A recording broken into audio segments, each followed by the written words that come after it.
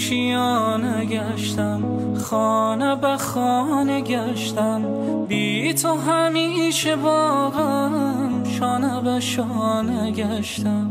عشق یگانه ای من، از تو نشانه ای من، بی تو نمک ندارد شعر و ترانه ای من. سرزمین من خسته خسته از جفایی، سرزمین من بی سرود و بی صدایی، سرزمین من دردمند بی دوایی، سرزمین من.